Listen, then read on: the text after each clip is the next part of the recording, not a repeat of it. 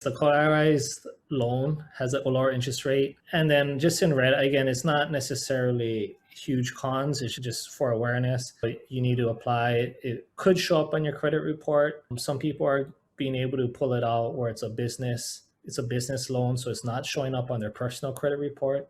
I'll just highlight that, yeah, it just may show up. You need regular payments that are set by the bank. And most likely, if you put up the cash value as collateral, you will lose that asset protection because now it's seen and it's there for creditors to look at. I'm not sure if you're putting it up as the business, but I mean, it usually once you collateralize portions of your cash value, then it no longer falls under the asset protection caveat for the state. I wonder if now like the bank is like first name or not. So if there's a creditor, they're coming after you, if they got to get in line to the bank first. But I don't know, good question. I think that's the trade-off, right? When you save 1%, 1.5% interest rate, that's the trade-off. And you got to ask yourself if it's worth it. For those of you guys, this is new to you guys, I have a spreadsheet of third-party loan vendors in the Discord channel. There's like about, I don't know, like a dozen of these things. Thanks to Nash, Eric, and Young. They did the legwork for our group to figure out who were the people to work with, what the latest terms and interest rates were. So we have that PDF for you guys in that Discord channel. The IBC/whole life is where to pull that from. Yeah, and just for awareness, usually the amount of cash value you need, I think the minimum has dropped maybe now to 80,000. It was hovering around 100,000. A lot of the banks were requiring at least 100,000 cash value to be put up as collateral. But I think someone got a $80,000 one recently. And if you just took it from the IBC policy, you may just cannibalize from the policy. Whereas if you collateralize it and get a loan, you need to pay back the principal maybe, right?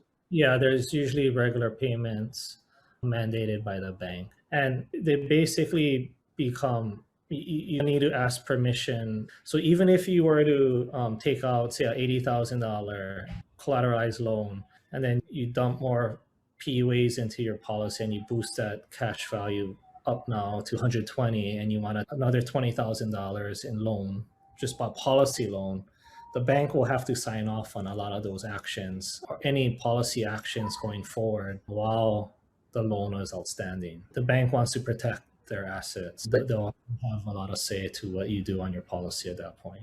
If you got like $500,000, $1 million of cash value in there, 1.5% per year is a lot of money. And I think what I've seen some people do is they'll buy a house cash and then not get a home loan because they can't qualify for a non-qualifying mortgage, especially if they're a business operator who shows very low income, or good real estate investor who has very low, no active income, but a lot of passive income. This might be a way to exactly what the saying says, right? Bank from yourself.